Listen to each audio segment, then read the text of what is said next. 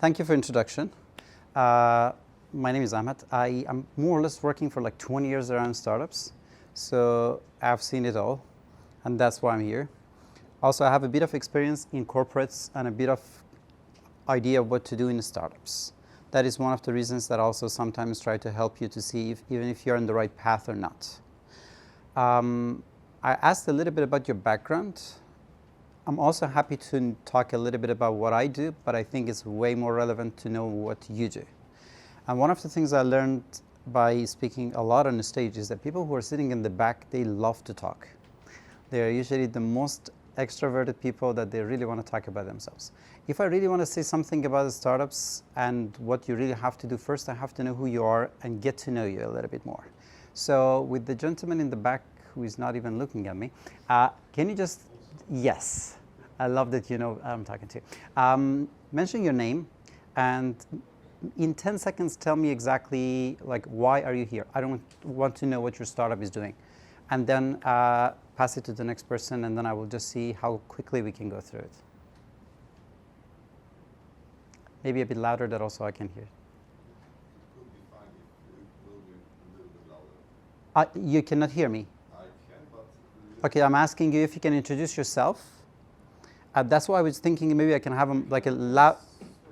No, I just, I can speak louder, that's fine. Should I start or... Yes, if you can introduce yourself and just say why you are here. Like what is the need that you have, or like what do you want to learn?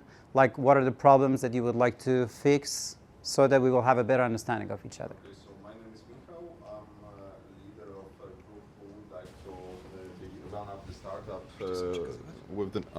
Okay, so once again, my name is Michał. I'm a leader of a group, Quiet Dynamics, who would like to start a startup in the medtech branch. It will be about making a project of the biomechanical prosthesis of lower limb, so biomedtech. And why am I here? Because I would like to know something new about using a lot of funds, maybe not a lot, but using the useful funds for running up the company, just managing them, and to find some solutions, how to operate with the funds, where should I look for the help, and basically that's all. Okay, thank you. So hello, my name is Anna, and I am doing a project that called Crafty that will maybe connect crafters with clients, promoting like Crafters with clients. yes, Yes. maybe, and I am looking to like validate my ideas on how like finance stuff for this project, and I am hopeful. Are you an artist? Yeah, almost. Almost. You're an artist. Okay, Hello, I'm Stefan, actually. Stefan. Yes, I work in foundation, and I organize and coordinate a mentoring program in which students develop their startup.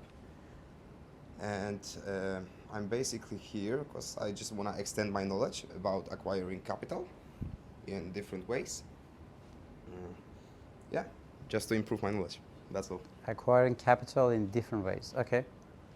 Hi, my name is Jacob.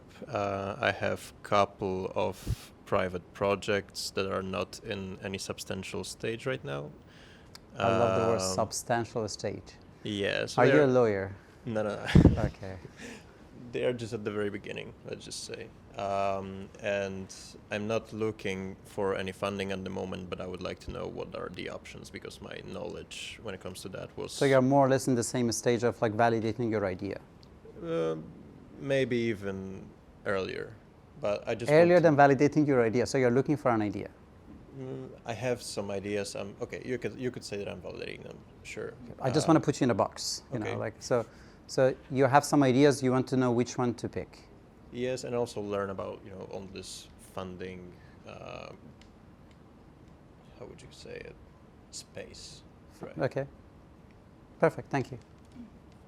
Hello, my name is Martina, and I'm working on my startup is in sexual healthcare, and You have to speak a little bit louder. Your startup is in sexual healthcare. sexual healthcare. Yeah, and I've been living abroad for the past few years, and like now I'm one foot back in Warsaw, and I wanted to see what are the opportunities on the Polish market in terms of financing. Nice. So, yeah. Something they say sounds way better. They call it the wow tech. Sorry? They call it the wow tech. Okay. If you are in the sector, you know what I mean. I don't... Because a lot of people think that sexual toys are just something that is for some special people who are very weird. But the moment they use it, the first word that comes to word is wow. It's like the same thing also that they don't call it like working with old people. They call it the silver tech because of the color of the hair. So it's sometimes easier to not to say, I work in the sex tech, or rather say it's a wow tech, because it helps a little bit from the get-go just to be a little bit better with the marketing and branding. Yeah? Okay, sure. I think I already gave you something by now, but yeah. It's so funny because there's no sound from this, but you're still passing this. But, My name is Karol, and I'm here to broaden my perspective about the funding and new stages of the developing of the startup. So now I'm trying to validate my idea, but I'm at the beginning of the stage. Validating your idea. Okay. Hello, my name is Juliana. I'm medical and IT student here in Warsaw. Sorry, medical and IT student here, yeah. Wow. Okay. Yeah, thank you. Talking about being ambitious. Yeah. Are they the same study, or is it like biomedicine? No, or no, it's like you're two. IT and medical student.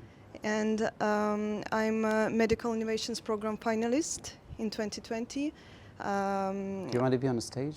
No, not Okay. here, not now. Thank you. Sure. And I'm interested in all the options of how do you say it? Founding startups, Okay. everything. Nice. Thank you. Hello, my name is Julia. I'm a marketing specialist. I'm from Belarus, and previously I was working on this market, on Russian speaking, and now I want to transfer to European market, and I want to get the knowledge about the opportunities on this market, because especially about raising funds, because in Russian market it is not widespread. And the opportunities there is bigger, and I'm impressed, I should say. So I'm here to get the knowledge. But would you like to work in the marketing, or you would like to work in a startup? You would like to have your own idea, or you would like to help other ideas to grow? I'm searching for opportunities to start my own startup. Your own startup. Okay. I'm Kuba, I'm a data scientist, and I came here to get inspired and also get some practical knowledge as others on funding. Yeah. So do you have your own idea too? No, not yet, or like a very early stage some ideas, but nothing that I want to now start with. Yeah. What do you do with the data science? Specifically, I work in marketing department, so data science for marketing. Data science for marketing. Okay, perfect. Hello, my name is Gabi. Currently, I work as a DevOps engineer, and I have a business background, as I finished Warsaw School of Economics. And currently, I'm looking maybe for problems to find a solution for. And I First want world people, I'm looking for a problem. Everybody has a lot of problems. yeah, and I want to validate my ideas and get inspired, meet new people here, and yeah. So a bit of networking, a bit of finding new ideas. Yes, yes, Perfect. and get motivated to work. Get motivated to work. Again, first world problems. Nice. Yeah. Thank you. Okay, hi, I'm Natalia. I have zero knowledge in business, so I'm here also to get inspired and get to know what the world is. For now, I've been mostly doing science, biology and stuff. Science, biology, and stuff. I mean biotechnology, yeah. Biotechnology. That's very impressive. Okay. When you say science, biology, and stuff, okay. Yeah, so biotechnology is more appropriate probably. Yeah. And basically, I think that in science there are even like many solutions, but they never come out of the lab. So I think that startups. I mean, we're in AstraZeneca, so do you want to reconsider what you said? I want to reconsider it for the mic purpose, but not, yeah. Some things come out. Okay. Hi, I'm Philip. I have an idea for a company and I trying to decide if I wanted to do it in form of a startup, and that's why I'm here. I'm trying to gather some insights on the startup work. Okay. I'm not going to put you on the spot, but do you know what it means to do it in a startup way? Like, Yeah. what is it? It's like you use money to build up the community around the company, so you have more users, and then you start to make money. No. No? No. That's how you fail. What? That's how you fail, not that's how you make startup.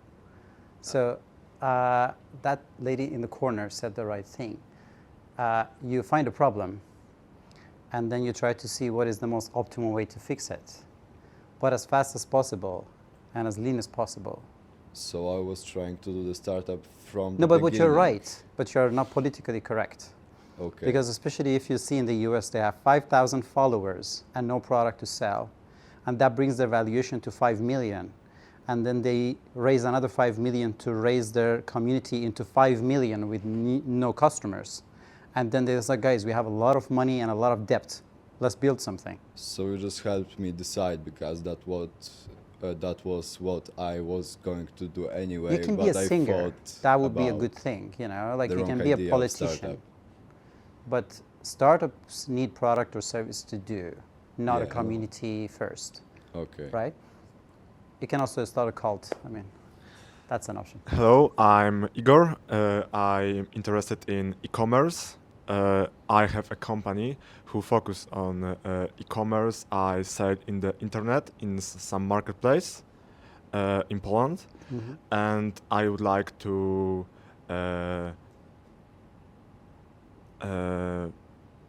find some information about venture capital and how I would like to fund my project. I would like to find about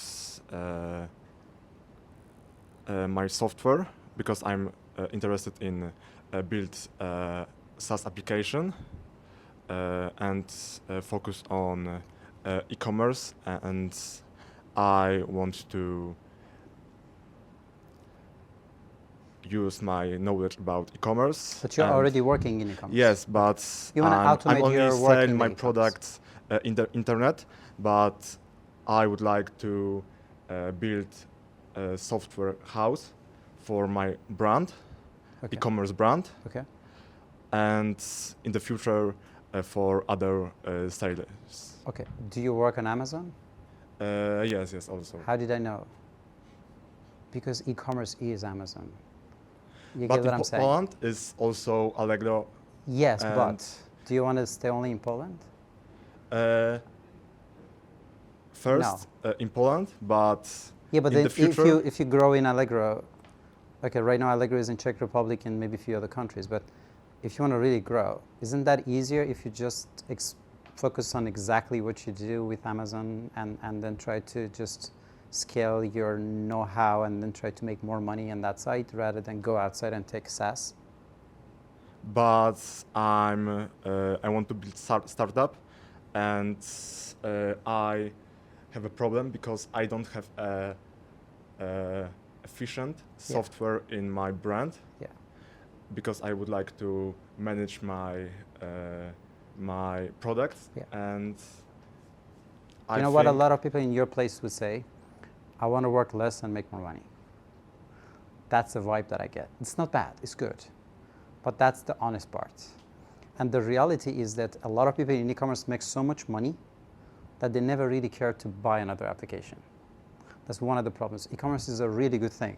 Match up with a person who understands big data and understand data science, you never use another SaaS solution. You put your stuff in spreadsheet and Microsoft Excel, and then you would be way richer than people who study biomedicine and everything. Just because you know how to buy, I don't know, like one of my friends, he has a tiny piece of plastic. There is some sort of like a thread in the bottom, so you can just put your keychain and everything. They buy it from China and they sell it here. He lives all over the world just selling that one product in Amazon. he makes more money than he can spend, and he travels everywhere. No SaaS, no know-how, no startup, no funding. Simple thing, he knows how to do it, he do it perfectly, he moves forward, right? Again, I'm just giving you different ideas, right? And we're just starting. So pass it to the next person, thank you. Hello, I'm Adela. And Your name is? Adela. Adela. Yes, and I'm working in foundation. I have no knowledge about business, but I want to learn something. Okay. And that's all. Nice. I mean, you guys have information about business. I mean, unless you have somebody else to buy clothes for you, like, you know, business is about supply and demand, right? So whenever you have 50 zloty in your pocket and just go to Starbucks and ask for, I don't know, like spiced latte, you know, like that's business. So trust me, business is not something that any of you say, I don't know, unless you're 2 years old. Like, we know how business works. Maybe if you want to know more, I have to boost your ego a little bit bigger, some of you, like, yes. Hello, I'm John. I'm currently on the prototype phase of my project, I would say. And I'm basically here to network and to gather as much information as possible about the startup world. What is your prototype about? It's sustainable fashion. Sustainable fashion. Yeah. Nice. Like in general. Okay. Okay, so hello, I'm Maria. I'm currently a law and finance student in Warsaw, and I'm just here to explore the possible options that are out there because I don't have any idea right now. And I'm also here to meet interesting people. Okay. Would you like to work with one of the startups, or you want to have your own idea? I think I want to have my own idea. Okay. Cool. Hi, I'm Michał. We met. Yes. I'm the event manager, and I work in Innovations Foundation. I know, like, I'm exploring options, seeking out ideas, preferably in the IT business, because on the side I also do data analytics, Okay. and it would be nice to have some insights on how to launch a business in that area. Perfect. Thank you. Okay, so hello, I'm Bartek, and I'm just a student of Warsaw School of Economics, and I'm a bit interested in the startups topics, but I have no experience and knowledge, and that's why I'm here. So you want to know something about, do you want to say why you want to know about startups? Why about Yes. because one day maybe I'd like to set up my own startup, I don't know. Okay. But why don't you want to know about quantum physics, for example? Like, It depends. it depends. Yeah. Okay. So you're also a lawyer. Don't worry about it. Thank you. So my name is Marcel. Hi, and I want to get to know too about the startups, how they work, and how to start the startup. And this is Just like most before ideas and everything. Yes. Okay. Before. Perfect. Hi, my name is Maximilian. I'm interested in all the industry of startups, from the ideas to project management and also finding funds. And I came here to know better how to get foundations for startups. I have few ideas. I'm looking more for team, for informatics, for developers, and that's all. Okay, thank you. Hi, my name is John. I believe knowledge is power, so it's better to know your options than don't. You want to be powerful. Yeah, so I'm here to gather as much knowledge and as much connections as possible. I currently run a mental health foundation, and I'm bootstrapping my own startup. Nice. Hello, my name is Maciej. I'm studying law and finance. I work in corporate audit, and I'm here because I know to get a knowledge and networking. Okay, thank you. Guys, how many of you have a ready product? Okay, closer. Do you have a ready product? You have a prototype. Good. When you had the idea, was it exactly the prototype that you prepared now? Yes, and it evolved. That was exactly the same product that you had in idea and you developed it. In the main. I mean, you're in the medical sector, so that was a little bit different. How about you? Well, completely Completely different. The first idea became just a feature in the final product. Yeah. Guys, one thing I see between all of you, first of all, how many of you know what I did right now? Just random guess. It's called KYC. I'm trying to know my customer. A lot of you guys are thinking about your idea, but how many of you really walk outside and then try to talk to people that would like to, you are my customer. I am talking to you for sure. So if I would like to talk first, I have to know who you are, what you want. And then I was like, okay, so I'm not going to talk about that part. And this part is totally not relevant to you. Would you like to know something more about this? That is also why I always hate to talk in virtual events, because I don't get the facial expressions, right? So you're petting your, cat on the right side and, like on the lower part, like, in pajamas, sitting down, like all day. And I'm thinking that you are in a workshop, but it's really not the case, right? So first of all, you have to know who is going to be the last person. Second problem that is always the case. None of you want to work with the person who sits next to you. That's a huge problem, guys. Because the problem is that you think that what I have in my head is exactly what's going to happen, and I know better than everybody else, while the person who knows law might tell you that your amazing idea in e-commerce is not legal, that's why you have to fix the other side. The person who understands something about data science comes back and says that your data set is too small, so your idea is not going to work, because when you go to scale, all of the things you say is going to work for 5 people, but for 50 it's not going to happen. The other person who has an understanding of, like biotechnology just comes back and was like, I studied this and we have a solution already existing. Do you want to improve that? But when I see 20 people and I see 20 ideas, you have to think about first collaboration. Then you have to think about, okay, there's nobody else that is doing what I do. Let me try to see what I have to do. Another thing, and again, is a little bit out of startups, but trust me, it's going to help you. If you try to get something, it's always going to run away from you. I would say maybe one common thing that all of you needed was that you wanted to know more about money and how to raise money. It's irrelevant, guys. It's totally irrelevant.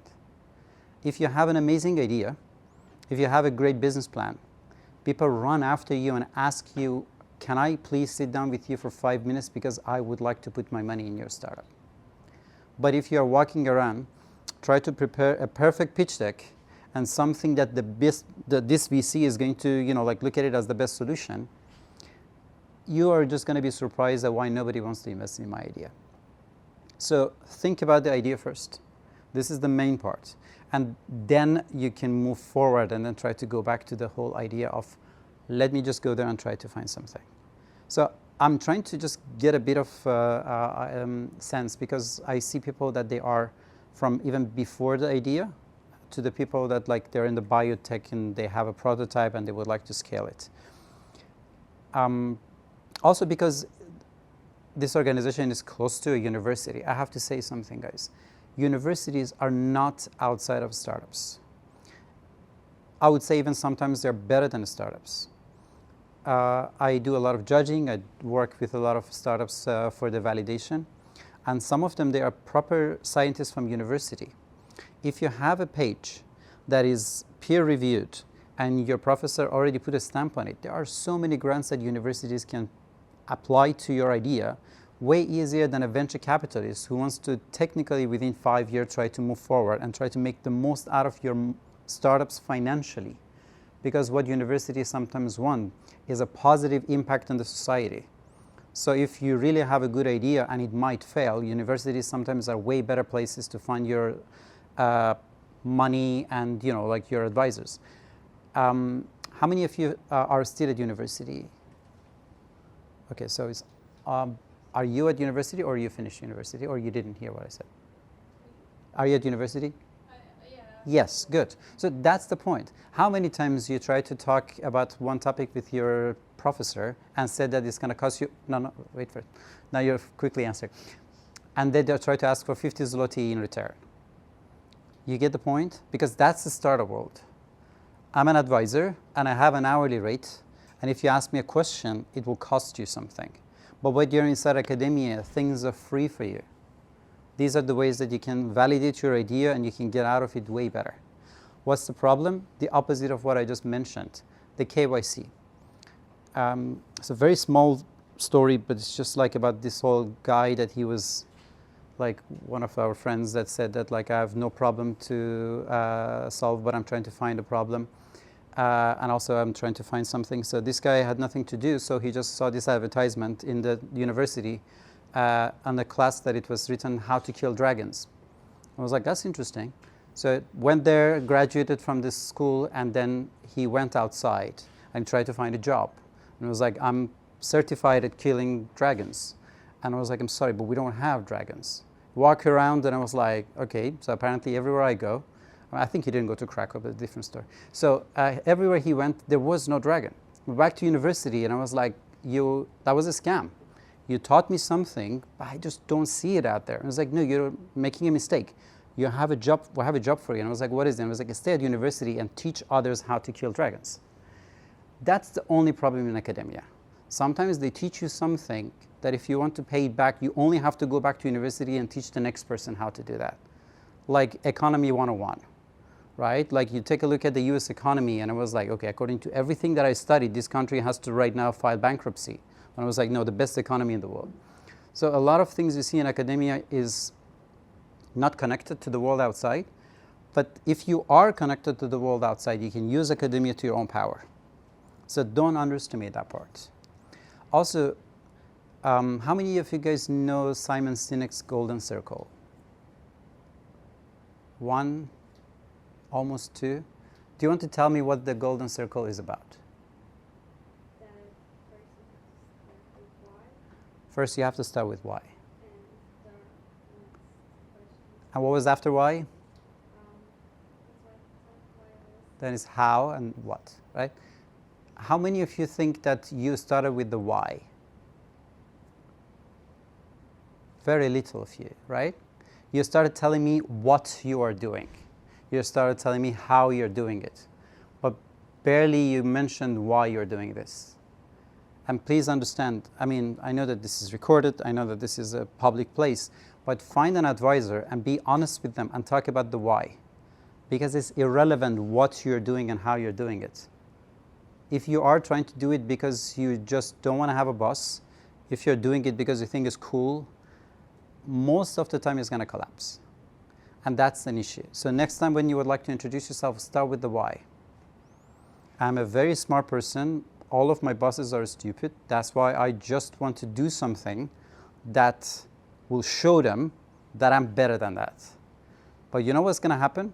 You spend 10 years building the same company, you go at the top, and then you meet a lawyer, and they say that this is not legal, this is not authorized, this is against the corporate policy, and you become the exact same boss that you thought is stupid because you did not know that is the case. But what would you do? You create your own focus group, you go there, you talk to those people, and they sit down and cry next to you. And I was like, I swear I know that I'm making your life hell, but my hands are tied. And then I was like, you know what? Let me help my boss.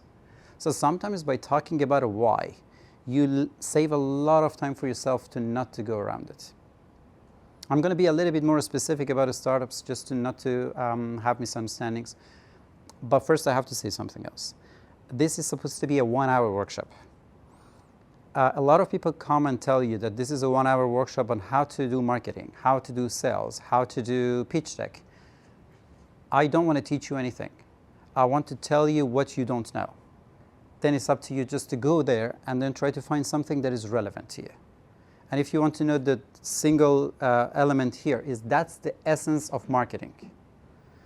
Marketing would not give you money, but at least if you are going towards east from Warsaw, you understand that you're never going to reach Krakow. So when you understand that you're on the right path, then it's up to you to spend your time and energy and everything to try to go there. But in the beginning, you just have to know that I attend the 1-hour workshop and I understand that maybe I have to stop thinking that I have to have an idea. Maybe I have a good friend. Maybe there's a community that I can hang and I try to see that your idea is close to mine. Let's sit down together and try to do that. Most ideas, when they have one single founder, barely people put funding in it.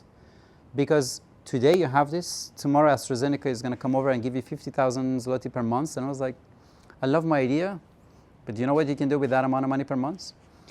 But if you have 4 co-founders, if you have 3 co-founders, even if you have 2 co-founders, and it's like, Miha, where are you going? We build something together, you have responsibility, so they keep you here. So if you guys have an idea and you're the only person who believes in it, please reconsider. One of the first ways you can validate your idea is that at least you have to have one more person next to you who believes in your idea. And your mom and your dad are excluded. Just please understand that mom test is the opposite of marketing. So don't come here and it's like, my mom said that my idea is the best idea in the world and I'm the smartest man on earth. So, and also, you talk to your mom a lot, right? So that's the opposite of marketing, right? I thought that my idea was wrong, and then I talked to 10 people, and one of them said that I'm right, and he's my best friend, and I'm only going to talk to him from now on, right? Because nobody believes in my idea other than Joanna, right? This is the opposite direction. Find your customer, talk to them, and build something that they want from you. Not that say, look, I built this thing for your hip, and I was like, I don't want it. And I was like, okay, now that I broke it, do you want it now? Like a lot of people, they create a problem for the customer just that they will be able to buy it from them. So your customer acquisition cost is going to be 100 zloty and your product is 50. And I was like, I sold 2 units. And I was like, yeah, but for every unit you sell, you're minus 50 zloty. And for all of you who decide did not understand the business, that's business 101. The cost of production and the cost of acquisition of the customer have to somehow balance each other. Simplest business in the world. You have an apple tree. It will cost you 1 zloty to keep the land, to put water in it, to maintain the tree. It's 1 zloty per apple. You meet a gentleman, he said, I'm hungry and I need an apple. And I was like, would you pay 1 zloty and 50 grosz? And I was like, yes. Take the apple, give them, you get 50 grosz. That's business. As long as the cost of the acquisition of this and maintaining the business is 1 zloty and you're selling something for 50 grosz, then you are having a business. And I'm saying it back to our friend who mentioned about the community. I have an apple tree, and I have 50 people around my apple tree that they all love my apple tree. And I was like, guys, every single apple is going to cost 1 zloty. And I was like, good, when are we going to have our free apples? So you have a community of 50 people around your product. All of them likes to sit on the shadow of your tree, but nobody wants to buy your apple. Why? Because you're in an apple forest. Next to your apple, there are 50 other apples. Go back to this idea of e-commerce. A lot of people that they are trying to do something in e-commerce, you build your platform, you try to put some traffic on your website, and then Amazon all of a sudden just copy your idea, put it outside, 10 times better than you for free, and then there's nothing else you can do. So if you would like to build something, first start by knowing your customer. This is what we did here.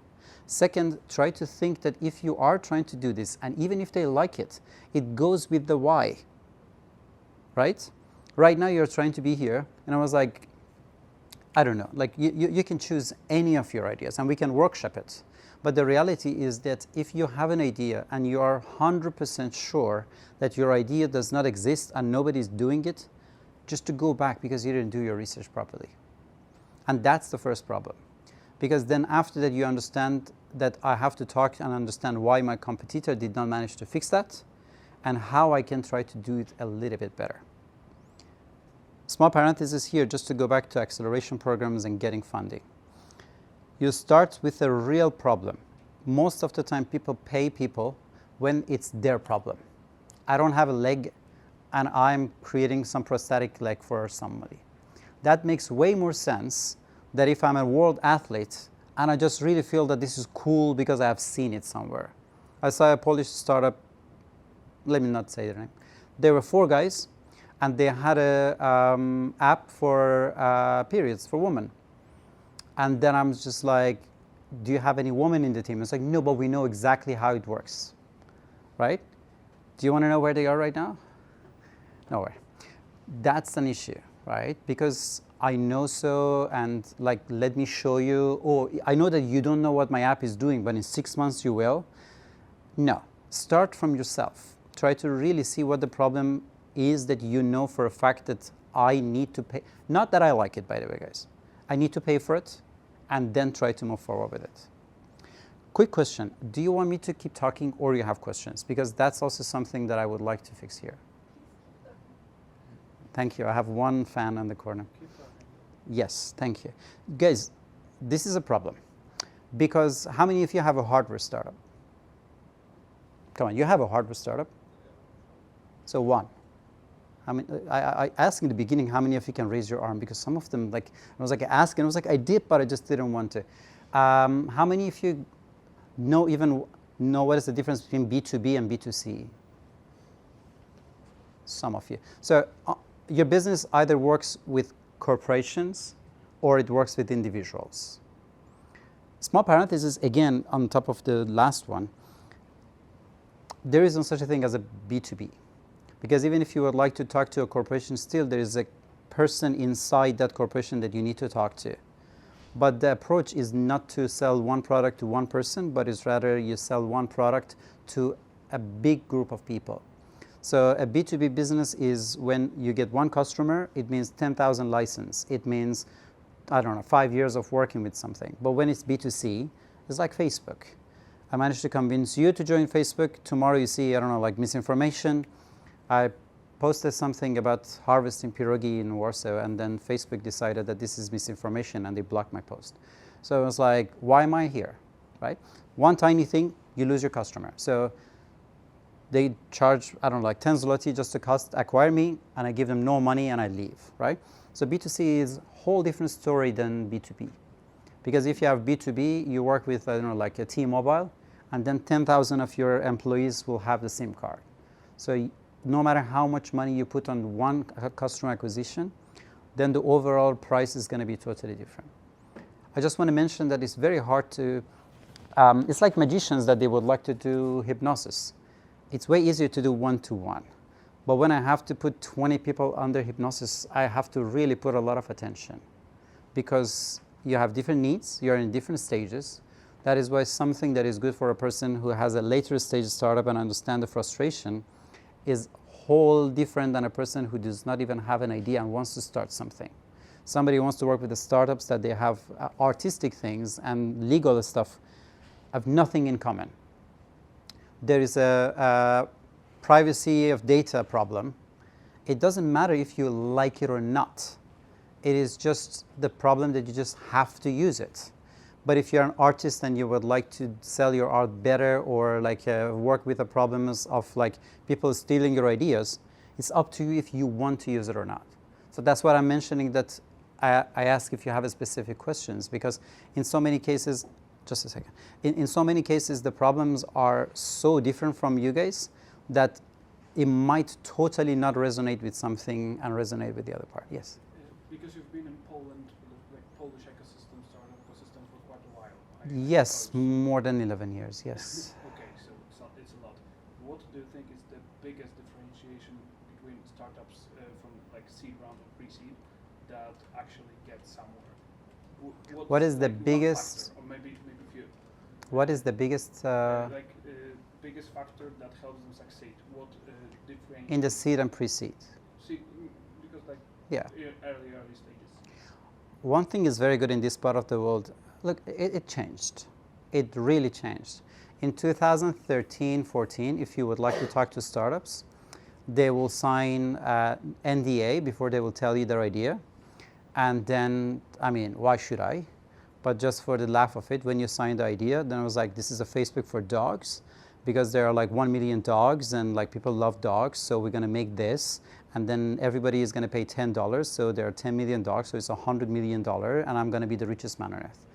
And I was like, why did I even sign that? I was like, how much money do you want? And I was like, 5,000 zloty, you know, and I give you 50% shares. That was the stage back then, and right now you just meet people that they are in a whole different level. So I'm a little bit putting things as a stereotype. Still, this part of the world, and this part of the world is a very tough thing to say, because I work in this whole region, at least I have to say. Even I can talk a little bit about Belarus and the more eastern countries. Every country has its own DNA. Czech Republic is different than Hungary. Hungary is different than Croatia. Croatia is different than Romania. Romania is different than Poland. So I'm, as much as possible, putting things into a stereotype. It's a perfect place for beta testing, because if you fail or if you succeed, not so many people know about that. That's perfect.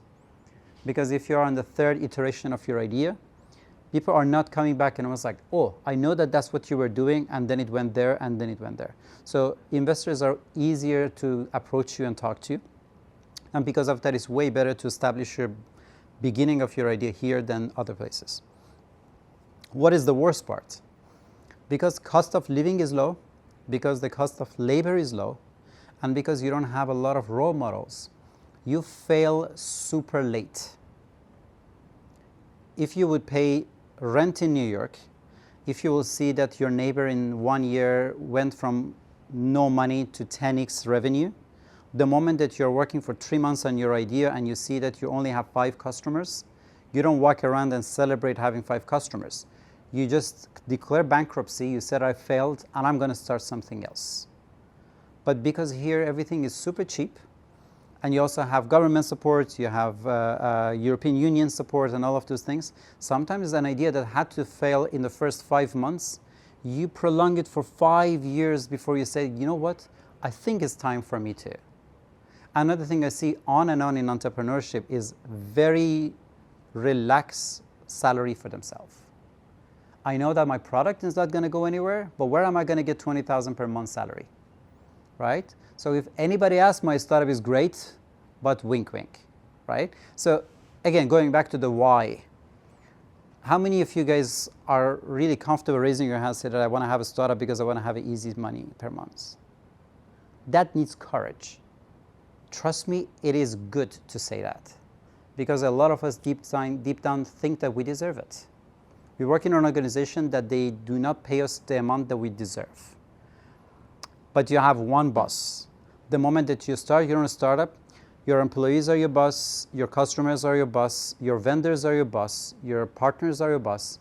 And then, I don't know, after 1 year, 2 years, you finally get a vacation and the house is on fire. What do you want to do? Sorry, I'm on vacation, you know, just on a well-deserved vacation, sorry, like this is a new term that people have. You still have to go back and fix it. But if you work for an organization, it's really none of your business. There is another person that is taking care of your job and you can move forward. So in many cases, it's super important for you to have this answer to the why I do what I do before moving forward.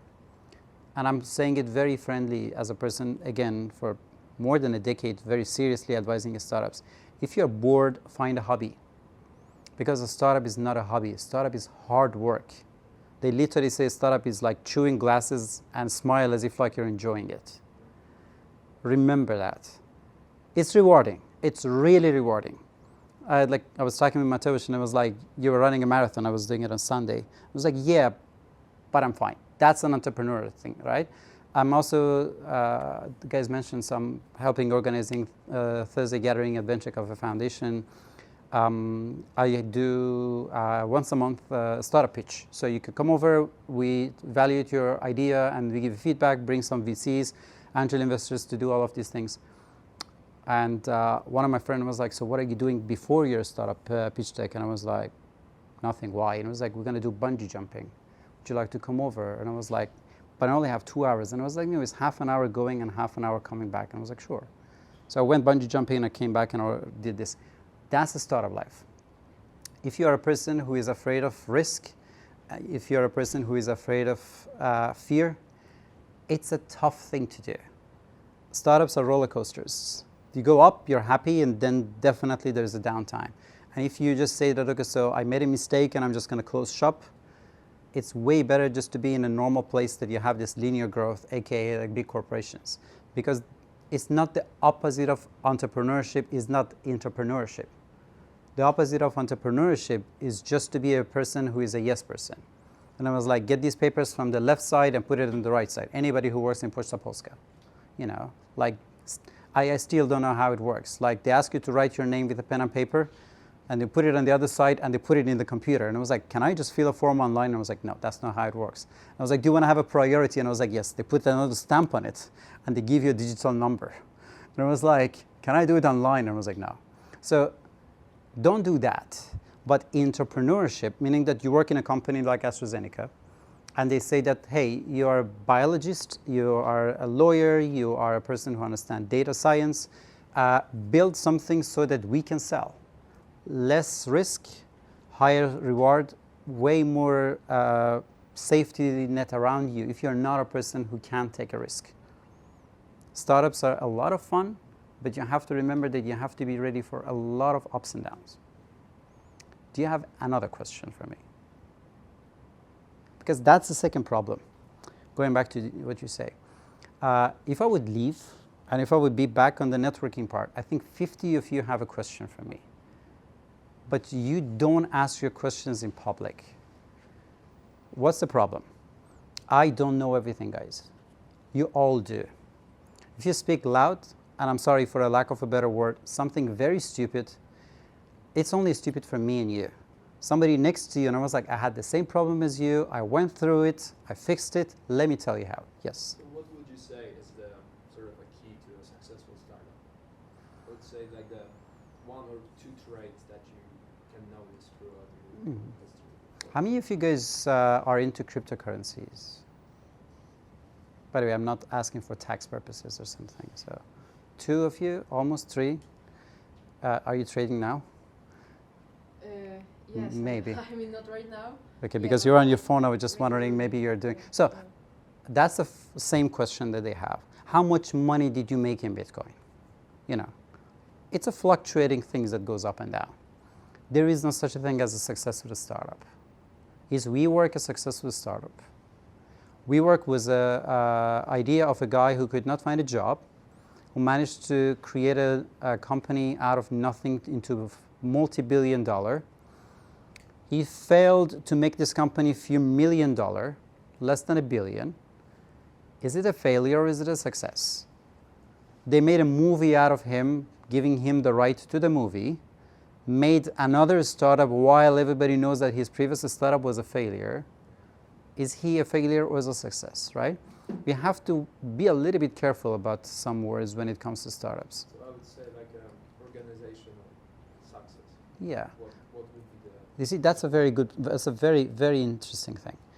Startups are way more about how you manage them and how you run them than your idea. You can have a biotech startup and then you have the same hardware solution and you fail and the person next to you become a billionaire just because they have a different approach. I create my patent, I don't even generate it, I just sell it to a big hospital or like a medical center, and then I buy, I basically use the money that I have for this one. I also put, I don't know, like 2% shares in this just for the sake of the growth. And the other person said that, no, I'm not going to give it to anyone, this is my idea and I'm going to do it. So sometimes operation is way more important than your idea. But do you want it in this part of the world or generally speaking as a startup? Because I can answer it differently.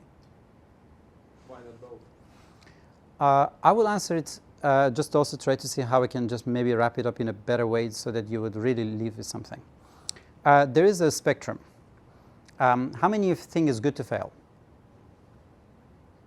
And how many of you really believe in what you say? Good. You said that, ask me a question.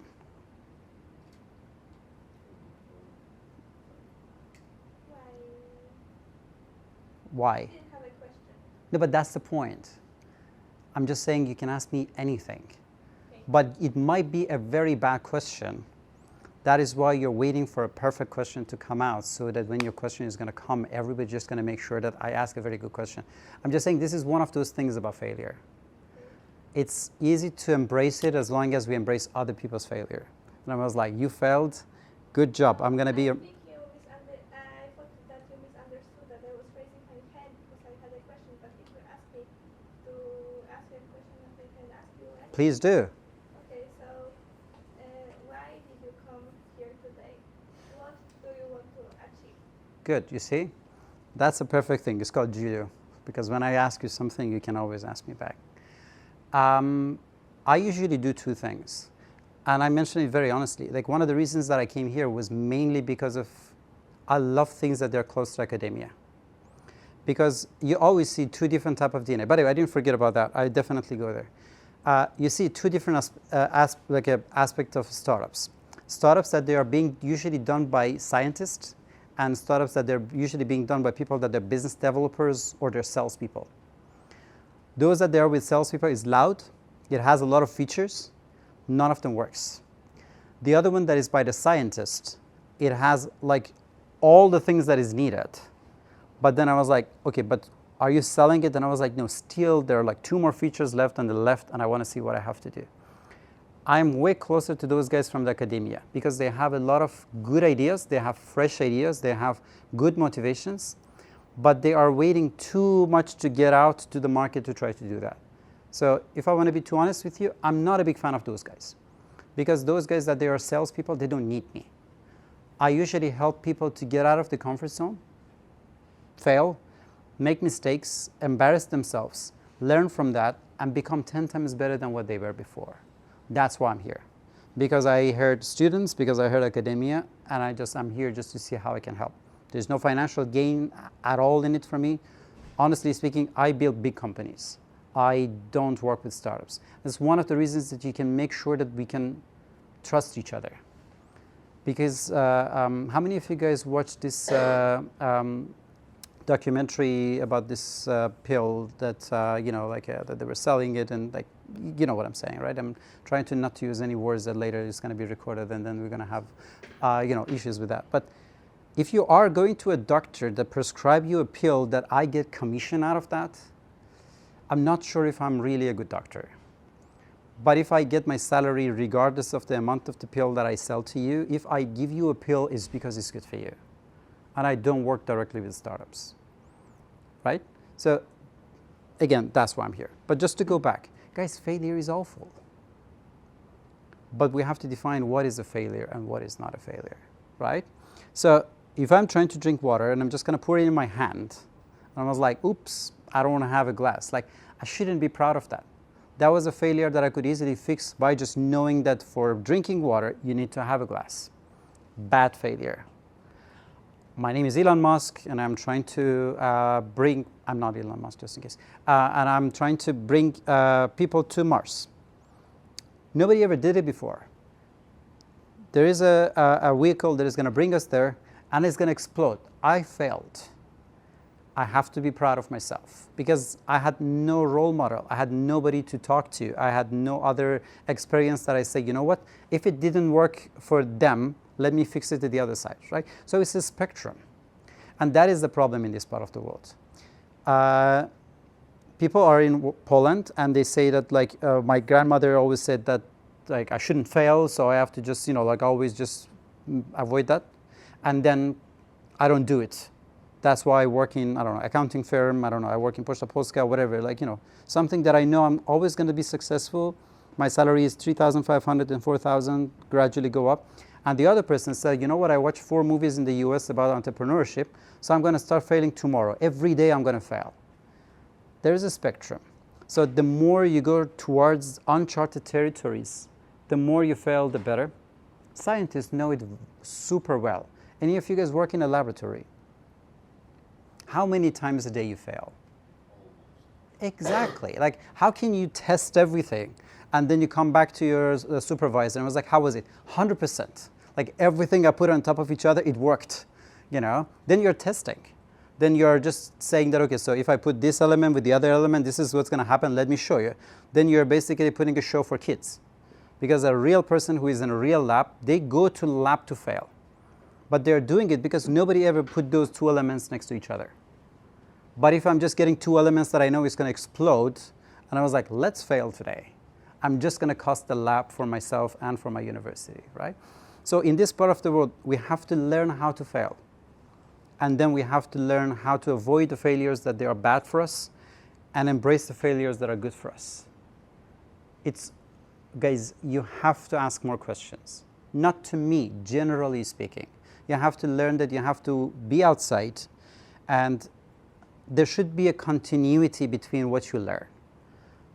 How many of you say that you're interested in business? And this should not be the beginning of it, right? Go outside and talk to people that they have this tiny, fruits outside in the market. See how they see business. They have a total different approach. Just go to LinkedIn and try to find people with 30 years of experience in Fortune 500 companies. See if they will have 5 minutes online so that they will be able to talk about business with you. Talk to your friends and family that they have a business. It should be a continuation. but it means that you are going to be lower in your status because you don't know, wow, because you might ask a question that sounds stupid, very bad, but in the end, you end up having 1 year of learning something. Not that what did you learn? I read 1 book, I went to 2 conferences, and I watched 2 YouTube videos, you know. So if you manage to make that continuity, then you learn, because everybody knows everything, right? I definitely don't know everything. And to be honest with you, 2 different things. I made sure that this is going to be in English because I don't want you to be in your comfort zone. I'm also happy that you're in person here because it's way harder to talk to people that they're sitting at their home saying that they're interested in something. You know what is even better? If that would be on Sunday. Because other guys are having fun, drinking, being, you know, in the clubs, and you guys are sitting here. So it means that you really need it. Same conversation I had about the Apple and looking around it. You're paying for it to be here. Because a lot of people like what you have, but they're never going to pay for it. So kind of the answer to what you say. And also, guys, remember one thing. Entrepreneurship needs a lot of extrovert attitude.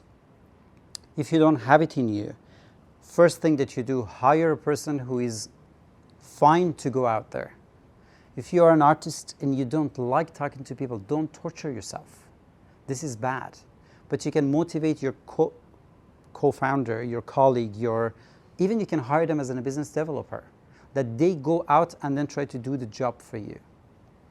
Because your idea is not what they have, and their sales approach is not what you have. How many of you guys have a co-founder? Yeah, that's very little.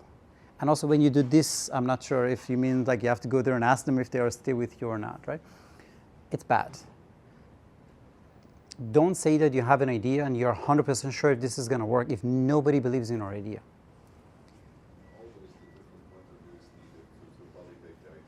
Perfect. There is a very interesting rule. They say if in a meeting, 2 people always agree with everything, one of them is extra. Because unless you're having a meeting just to boost your ego, don't bring 7 people to the meeting. And I was like, first rule of the meeting, we are not going to eat apples. And I was like, yes. And I was like, second, I'm the best person in this company. I was like, yes. That is a show. That is not a meeting. We're not going to eat apples. And I was like, no, we're going to eat apples. And I was like, we're not going to eat the brown apples. We're going to eat the green ones because they are rotten. And I was like, define rotten. That's a good meeting because you come out of this with cider. Because then I was like, we were supposed to talk about apples, but now we find out that Poland is one of the biggest producers of apples. There's a lot of apple that we cannot sell. Boom, you have cider. But if everybody comes to the meeting and only agree with each other, because you're a single founder, do as I say, this is what's going to happen in the end. So try to be out there, and at the same time, please try to put as much honesty in your idea as possible. Because a lot of us walk around trying to be politically correct. I am going to pay 10,000 zloty for my mentor, and he said that he knows how to make my idea happen. Your idea might not happen, but in the end, your 10,000 is definitely going to go back to the pocket. Yes? What's your hourly rate? My hourly rate? Oh, nice. Over the hint, are you going to make it recorded? I have 2 hourly rate. I have 3 hourly rate. What? Sorry? We can cut it, it's okay. Yeah, beep, beep, beep. I have an hourly rate for ESGs. It's for free. If I know that what you're really trying to do is something that is only going to be good for the environment, and I know that you're not making money out of that, I don't charge you. That was a conversation we had together. Like, we do nonprofits, I do nonprofits. I have 10% of my time for that. I also don't do more than that. Guys, if anybody walks around and say that I don't like money, also don't work with them. We need money. You're not sitting here with this thing because, you know, like we just love each other and hug each other, right? And it's not very comfortable to organize an event in the middle of a park, right? So that's the first part. Second part is that I always charge startups separate from corporations. So literally my charge for startups is 1/4 of the charge that I have for corporations. Why? Because I never charge a company the amount of the money that I will make them bankrupt, right? So I can give you numbers if that's really is going to help you, but I just wanted to give you a bit of a benchmark so that you understand how it works. Another quick thing, guys, always be ready when a customer asks you for something. I have this great idea and I love it and I think it's going to be the best thing. And I was like, show me your pitch deck because I might be able to help you. Can you give me 2 weeks? I was like, why? And I said, because I think it's not really good. That is the end of that conversation.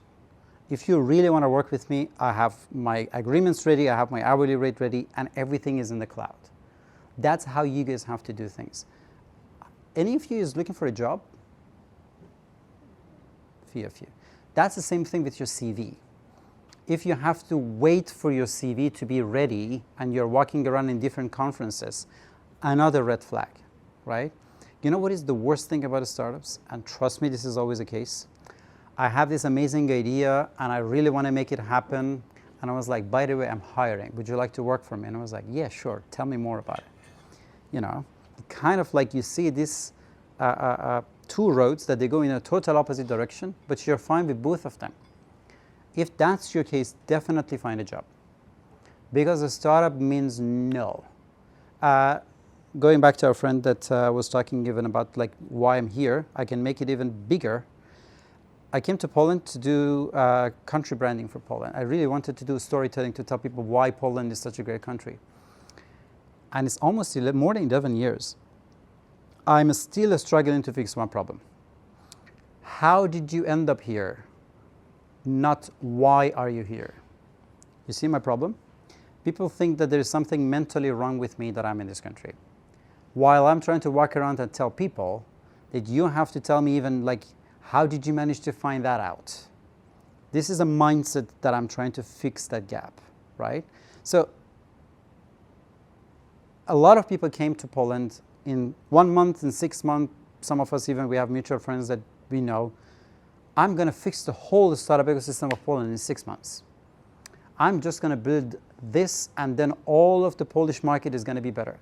And 7 months later, and I was like, oh, it's a tough market. I did not know that this is how the government works. I did not know that this is how the tax system works. They hear the word KNF, they hear the word goose, they hear the word, anyway, I have a lot of words that I'm not sure, again, on the recorded part I can say. And they leave because they are really tough. So startups are for people that they do not know how to accept the defeat. One more time. You know your customer, you know that you have a demand, but the market is hard. Not that the customers say, I don't want you.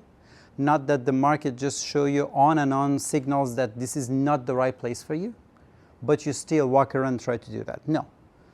I already built multiple brands in this country. I, funny enough, represented Poland in multiple different places. So I know that I am going somewhere. But still, when I walk around, especially when it's not on the stage and outside, still people ask, like, but why Poland? Why not London? What's wrong with New York? You know, like, why don't you go to San Francisco? And then you see that their reality is based on movies. Their reality is based on glamorizing some part of these things in different media. And I was like, yeah, you're right. And then this whole thing resets. That's the same thing is going to happen to you with your startup. Oh, you have this great idea. I don't think this is going to work. If you have the customer, if you have the target market and it's already secured, don't worry about it. We were having a chat with CEO of Booking.com. And then the moderator said that, yeah, but the customer is the king. So whatever the customer says that we will listen to. Again, the political correct answer is yes. But the CEO said, no, I listen to data. Because if I have to listen to my customer, one day my logo is going to be pink and the other one is going to be orange. Listen to the data. You know your customer, you have your focus group, you put it out there and take everything out. Just to wrap things up, one thing, take a look at your idea, try to validate it, try to make sure that you are committed to this, put it out there, and if you know that the idea is validated and you're committed, just to go and talk to everybody to make it happen. This might sound like an abstract thing, but trust me, if you know that, the next time you're going out, you cannot say that I don't know anything about business or anything about startups. Right? Lastly, could you maybe tell people here about Venture Cafe? Of course, sure. 7 years ago, I had a chat with my friend about an idea that is called Cambridge Innovation Center. And I was like, what is this? And I was like, we would like to build an ecosystem. It took 1 year just to do research, just to map the whole thing, because the idea came from the US, a different culture, different ecosystem and everything, just to see how we can do something that first of all would be impactful, but at the same time last for a long time. And the whole idea of Cambridge Innovation Center is around being after the underdog, not to build something in London, not to build something in New York, but build something that others did not really put enough attention to, right? 1 year later, we established something that is very close to here, Post-Tempo 14.